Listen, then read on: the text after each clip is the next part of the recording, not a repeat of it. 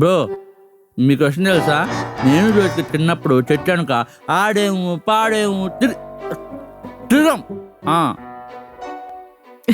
ఊక బావా. బ్రో మీ క్వశ్చన్ తెలుసా? చిన్నప్పుడే ఎవరికి తెలియకుండా నేను జ్యోతిక అమ్మ నాన్న కూడా ఆడేసుకున్నాం, తెలుసా?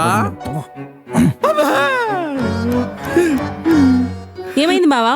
నా కాలెవరో తొక్కారు. నిన్ను తొక్కే ధైర్యం ఎవరుకుంటుంది బ్రో? నీ భ్రమే ఉంటుందిలే లఫంగ్ లంగమూర్తి బ్రో.